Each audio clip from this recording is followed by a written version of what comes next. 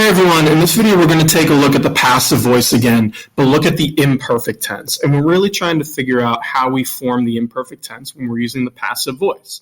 So to start, we want to think about what we mean by voice. And if you watch the video on present tense passive, you've seen this slide before and you've seen this question before, but it's important to make sure we understand the difference before we dive too far in.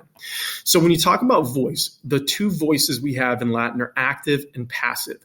And the idea is whether the subject is doing something or something is happening to the subject. So it's the difference between saying I am walking the dog and the dog is being walked by me, right? And you might be asking yourself, isn't this the same thing? Yes, the meaning is the same, but there's a slight tweak in the way that we're saying it. And even though the meaning is similar, maybe that's a better way to say it, there is a slight change in the tone of exactly how you're expressing this. So in the first example, when you say I'm walking the dog, you're really putting the emphasis on yourself, right? I am the one walking the dog. Got it. When you say the dog is being walked, you're kind of de-emphasizing who's doing it.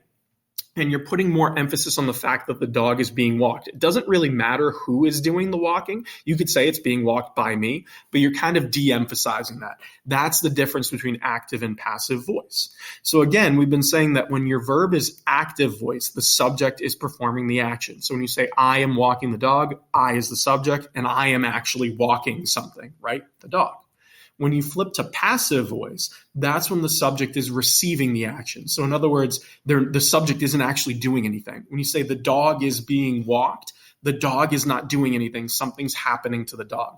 To express who is doing the action of a passive voice verb, we use the ablative case, right? When it's a person, we call it the ablative of agent. When it's a thing, we call it the ablative of means. So when you say by me in English, the dog is being walked by me, that would be the ablative case in Latin. So hopefully that makes a little bit of sense. Again, the more you practice this, the more you're going to feel comfortable with it, because in English, we don't really use the passive voice as much. We do, but not as much as Latin. So you just want to make sure that you feel comfortable with the overall idea, and then you'll be ready to move forward. So once you have that down, the question is, how do we form the passive voice, right? We've asked this question before, and it really depends on the tense you're using. So in this video, we're going to be talking about imperfect tense.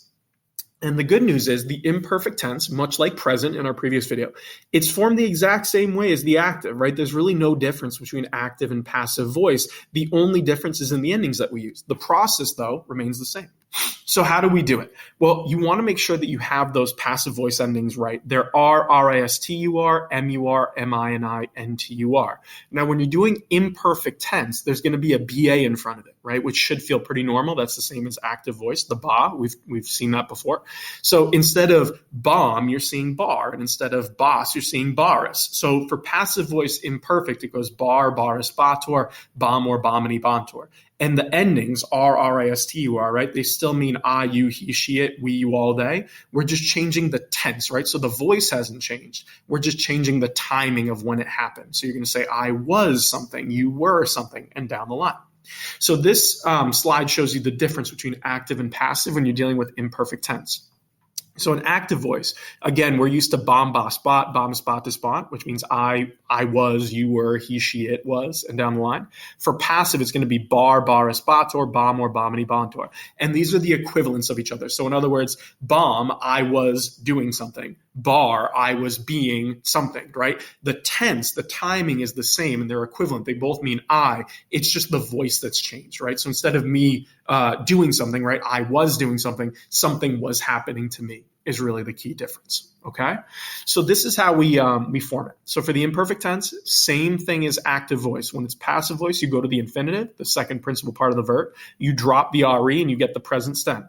You add your BA infix to make sure that it's imperfect, and you add your passive voice endings of R, R-I-S-T-U-R, M-U-R, M-I-N-I, and N-T-U-R, right? So it's pretty straightforward. You do want to note, though, just like with active voice, third IO and fourth are a little different. You have to make sure that there's an IE in front of the BA, right? That should feel familiar because, like I said, we do the same thing with active voice. So again, the process is really the same. There's not really much we're changing here. We're just changing the ending to make it passive voice. That's all. So let's do some examples. This is a first conjugation verb. And again, if you watch the present tense video, it's the same set of verbs, so you can kind of compare them. But when you're taking ambulo, ambulare, which means to walk, you go to the infinitive, ambulare, you drop the RE, that would give us ambula. There's my stem in white in all 6 answers. Then I add my BA, which is in blue, right? And pay attention to the macrons, the long marks, right? But I'm adding the BA to make it was. And then I add my passive voice endings, R, R-I-S-T-U-R, M-U-R, M-I-N-I, N-T-U-R. That's the I, you, he, she, it, we, you, all, and they. So ambulabar means I was being walked. Ambulabaris is you were being walked. And ambulabator is he, she, or it was being walked. You can see in the translation, we say I was, you were, he, she, it was, and down the line. Right? So was being, were being, etc. That's all there is to it. For second conjugation, same idea. You would take moere, drop the re, you have moe, right? M-O-V-E, that's my stem in white, the present stem. I add the ba, which is in blue. I add my endings. Moe bar means I was being moved. Moe baris, you were being moved. And moe bat, or he, she, it was being moved. All I've done is change the tense, right? The timing. So instead of saying I am being moved, it's I was being moved. That's all I've really done, okay? Third conjugation, right? Go to the infinitive, drop the re. My stem is mite, M-I-T-T-E. Notice I didn't change any vowels. You don't have to for third conjugation, right? Active or passive for imperfect tense makes it a little easier. So you have mite, there's my stem, add ba, add my endings in red, and you're off and running. Mite bar, mite baris, mite bator, mite bamor, bamini, bantor, right? I was, you were, he, she, it was, and down the line. For third IO, this is the first time you have to think for a little second. You got to make sure there's an IE in front of the BA. So I take Yakare, I drop the RE, I have IACE, I stick an I in there to make it Yakie, IACIE. That's my stem in white. I add the BA, I add my endings, and you're good to go. Yakie bar, I was being thrown. Yakie baris, you were being thrown.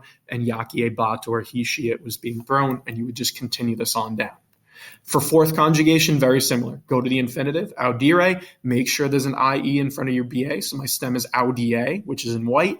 The BA makes it imperfect, right? That's my infix in blue. And my passive endings make it passive. So audie bar is not I was hearing, but it's I was being heard. Audie baris, you were being heard. Audie bator, he, she, it was being heard. Okay, so the process is actually pretty straightforward, and hopefully it feels familiar if you've done, present tense passive or even imperfect active, right? It's very similar. You're using similar endings, similar process. You're just changing your translation.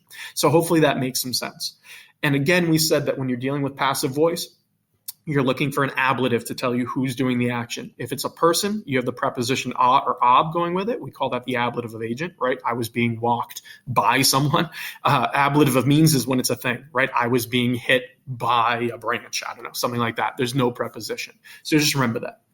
And now I think you're ready to do some examples. So hopefully if you feel good at this point in the video, go through with some examples and let's see how it looks in real Latin sentences.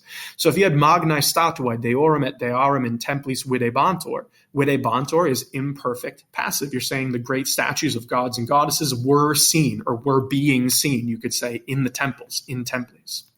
Here's another one. You have quotidie magna Januae templorum aperiebantur.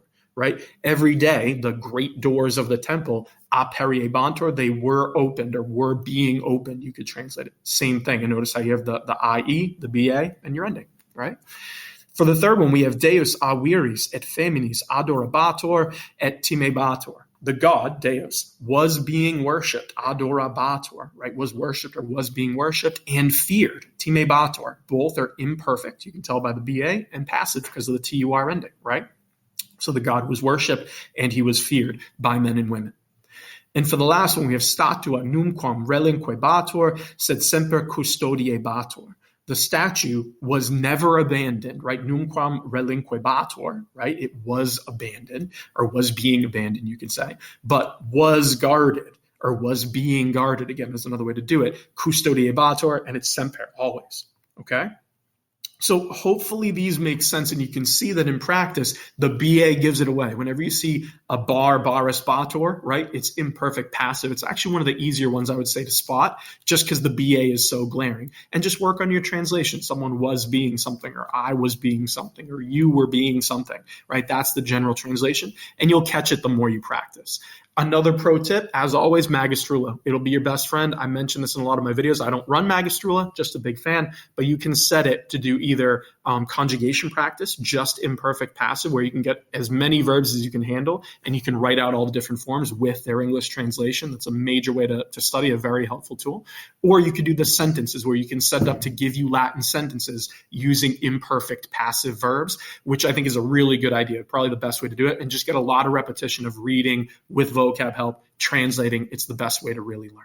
Okay, so that would be my advice for you. Go to Magistrula, set up an account, and do as many of these as you can until you feel comfortable with it. So just to recap everything we did in this video, for imperfect tense passive voice. Remember, the passive voice is when the subject is receiving the action. It's not doing anything. So you want to make sure you have that idea down. For imperfect passive, we translate it as was or were being blanked, right? I was being walked, I was being seen, whatever. And it's formed the same way as active voice. So think of your rules for how to form the imperfect tense and the active voice. The process is almost the exact same. Couple tweaks here and there, nothing you can't handle, but you're using passive endings. So you're looking, instead of bom, ba, spot, you're looking for bar, baris, bator. That's the giveaway. So it's not too crazy. And again, it's usually one that my students can handle pretty well. It's just a matter of practice. So take whatever textbook you're using, whatever you're reading, read as much as you possibly can, do all the practice translations you can, use Magistrula, and you're going to catch on pretty quickly with imperfect tense passive voice. And hopefully you want to hit a spot where you feel really comfortable, no matter what verb we give you, active or passive, you can translate it. So once you practice this enough, you will hit that point, and hopefully you'll feel confident as you go. If you have any questions at all, put them in the comments below. I'm happy to help you out. Otherwise, just keep practicing. And like I always tell you, the more you do, the better off you'll be. Good luck.